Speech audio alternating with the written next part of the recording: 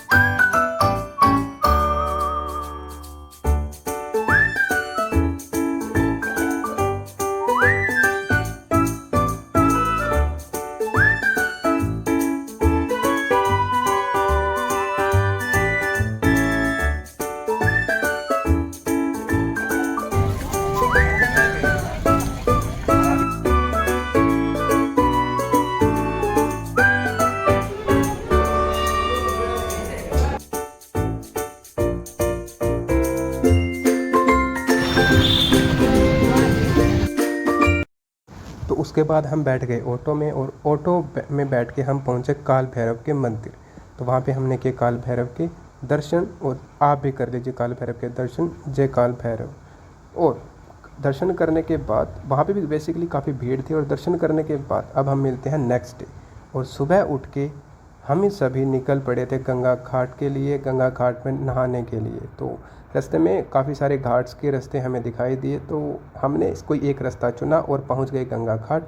इतना अच्छा और इतना मस्त व्यू था कि क्या ही बताया जाए, शब्दों में बयां ही नहीं कर सकते उस व्यू को, क्योंकि इतना प्यारा था और इतना ही आनंद मिल रहा था उस घाट के ऊपर, उतनी शांति मिल रही थी। उसके बाद में हमने हायर की एक बोट में हमने लाइफ जैकेट पहनी और सभी बोट के अंदर बैठ गए।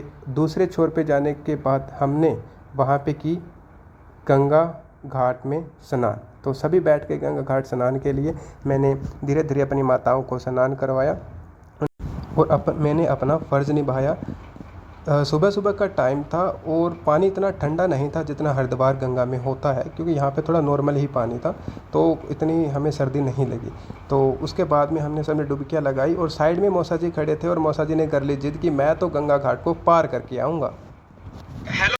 हेलो गाइस, मैं आपका दोस्त गोताखोर पहुँचा हूँ गंगा घाट पे नहाने के लिए। मेरे मौसा राजवीर जी को नहाने के लिए, मेरी माताओं को नहाने के लिए, मेरे माताओं को स्नान के लिए, मेरे बेटे की, हमारा बेटा हर साल नहान कराते हैं। सुपारिश लगी है, सुपारिश लगी है गाइस। हमारी भी हर साल लेके आने के लिए। मेरे भोलेनाथ काशी लगरी में। अब हर्ष अकेला गंगा में नहा रहा था, तो उसे देख के मेरे दिमाग में आया एक प्लान। मैंने कहा चल बीच में चलते हैं, उसके बाद में तो वहाँ पे जाके चिल्लाइयो कि बचाओ बचाओ बचाओ करके, और मैं तुझे उठा के लेके आऊँगा बाहर, बिल्कुल वैसे ही जैसे बॉलीवुड मूवीज़ के अंदर होता है। उसके बाद में हमें देख के मौसा जी ने लगा दी गंगा में चला कि बचाओ बचाओ की जगह मैं आया। तो उन्होंने अपनी नहाने की जर्नी करी शुरू। उसके बाद में मैंने हर्ष को पकड़ा और उठाया गंगा में से, और उसे उठा के लेके आया उसे मैं बाहर। हर्ष डूबने की चिंता में नहीं था हर्ष, बल्कि खुश था यह देख के कि अरे भाई हम तो बिल्कुल डेब्यू कर रहे हैं बॉलीवुड मूवीज़ के लिए। तो हर्ष को मैंने बाहर लेटाया, उसके बाद में उसके पेट से पानी निकालने की एक्टिंग करी। उसके बाद में मौसा जी ने पकड़ा और कहा चल मैं तुझे डुबकी लगवा के लेके आता हूँ, मैं तुझे डुबा के आता हूँ वहाँ बीच में। उसके बाद में हम बैठे हमारी बोट के अंदर, और महिला मंडल ने किया भजन उसके आगे। नारद घाट है, नारद मुनि का घाट है। यहाँ पे यदि पति पत्नी भाई बहन साथ में स्नान किए तो आपस में झगड़ा होना चालू हो जाता है, क्योंकि ये नारद जी का घाट है। नारायण नारायण। तो गाइस इस घाट पे कपल एक साथ स्नान ना करें। राजा बालाजी बाजीराव पेशवा उनका महल है।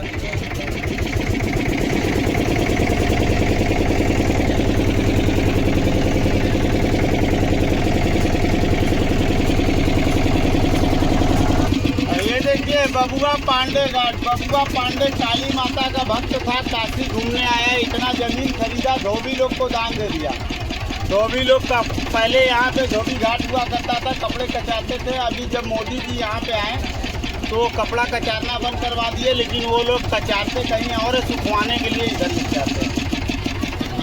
ये बगल में पांडे घाट, ये महाभारत के 5 पांडवों का घाट है। जब उनका वनवास खत्म हुआ था तो इसी घाट पे स्नान करके वो गए। आप लोग भी सुनते रहिए। आइए देखिए दिग्पतिया घाट, ये काशी का मोक्ष भवन, जिसको काशी में मुक्ति के लिए मरना होता है। जो बूढ़ बुजुर्ग लोग हो जाते हैं, संतोष लाइफ जैकेट पहनाओ उनको पहले। जो बूढ़ बुजुर्ग लोग हो जाते हैं, जिसका दिल से इच्छा होता है कि हमको काशी में मरना है, वो आके इसमें रहता है। इसमें हरे रामा हरे कृष्णा का भजन सुबह शाम होता है। ये गवर्नमेंटेड है। ये दिग्पतिया घाट चलता है, मोक्ष प्राप्ति के लिए यहाँ पे लोग आते हैं। ये बगल में देखिए 64 घाट। 64 योगिनी माता का मंदिर है, जो साल में 2 बार खुलता है। एक बार नवरात्रि में 9 दिन खुलता है, होली में 1 दिन खुलता है। इनको नमस्कार करिएगा।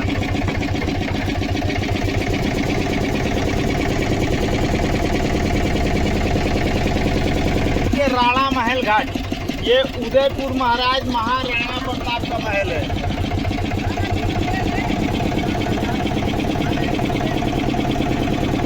दरभंगा घाट, ये बगल में आ गया दरभंगा घाट। ये बिहार महाराजा दरभंगा महाराज का महल है। अभी इसको होटल बना दिया गया है, बनारस का सबसे महंगा होटल बिजरामा पैलेस। मुंशी घाट, ये मुंशी घाट, मुंशी प्रेमचंद जी का घाट है।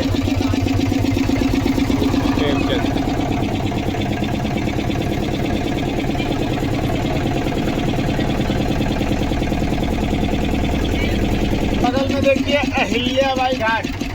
ये इंदौर की रानी अहिल्याबाई होलकर, जो बाबा विश्वनाथ मंदिर का निर्माण की थी, ये उनका घाट है। ये सामने लिखा है अहिल्याबाई घाट। अहिल्याबाई घाट, हाँ वही अहिल्याबाई। दान किया गया काशी नगरी, बाबा भोलेनाथ की नगरी। ये लाल वाला देखिए शीतला घाट, शीतला माता का मंदिर है। सभी लोग नमस्कार कर लीजिए। जय हो। आइए सामने देखिए दशाश्वमेध घाट। ये राजा दशरथ जी का घाट है। यहाँ पे 10 घोड़ों का यज्ञ किए थे, तब इसका नाम पड़ा दशाश्वमेध घाट। यहाँ गंगा आरती यहीं पे होता है उनके समय से अब तक। शाम को 7 यहाँ पे होती है गंगा आरती। गंगा आरती के लिए आना दशस होगा तो बोट से मेध घाट, जाइए, दशस बोट मेव से घाट। चलते हैं हम लोग। ये बड़ा वाला मंदिर देखिए, ये प्रयागराज घाट, जो त्रिवेणी संगम प्रयागराज स्नान करने नहीं जा पाता, वो पूर्णिमा के दिन हमारे काशी में आके यहाँ पे स्नान करता है, वही फल प्राप्ति होता है। जो प्रयागराज स्नान नहीं कर सकता वो यहाँ पे करते हैं। इसी समय में राजा दशरथ जी का घोड़ा यहाँ बांधा जाया करता था, इससे इस घाट का नाम पड़ा घोड़ा घाट। ऊपर छत पे देखिए दशरथ महाराज घोड़े पे बैठे हुए हैं।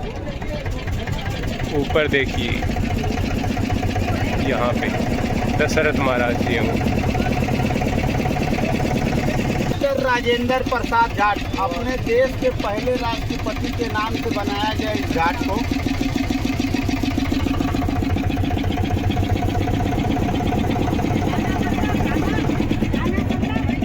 राणा प्रताप उधर थे। ये देखिए मान मंदिर घाट, ये जयपुर के राजा मान सिंह, जयपुर महाराज मान सिंह का महल है। ये ऊपर में देखिए जंतर मंतर घड़ी है, इसके अंदर इसको देखने का घूमने का टिकट लगता है। वो बगल में देखिए वरई घाट, ये राजा हरिश्चंद्र जी के मालिक का मकान, वीर बाहु कल्लू चंडाल का, जो उनको यहीं पे खरीदे थे, डेड बॉडी जलाने का काम दिए थे वहाँ हरिश्चंद्र घाट पे।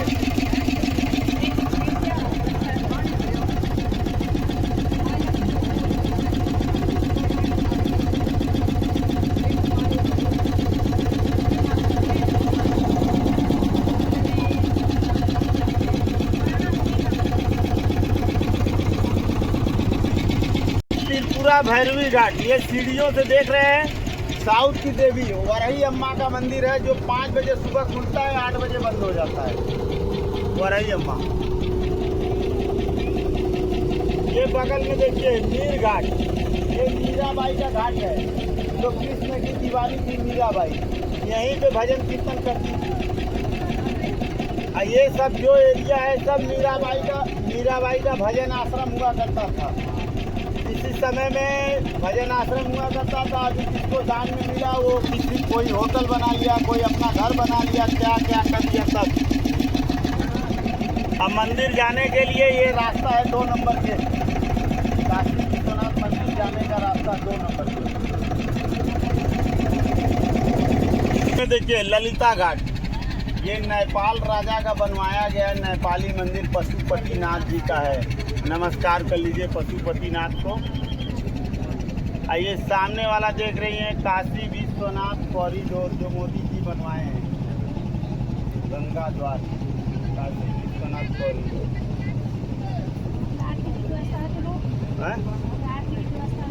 यहाँ भी गंगा आरती होता है 7 बजे। हाँ, थोड़ा सा ध्यान से सुनिए। देखिए वो सामने रहा मणिकर्णिका घाट, 24 घंटा यहाँ पे डेड बॉडी जलता रहता है। रात को 12 बजे के बाद जो डेड बॉडी जलता है, उसी राख से बाबा भोलेनाथ की भस्म आरती होती है, जिसको लोग मंगला आरती बोलते हैं। जब बाबा भोलेनाथ माता पार्वती जी घूमने के लिए निकले, अरे चुप रहो, थोड़ा सुनो पहले। क्या समझ में आया, क्या बताया, कुछ समझ में आया?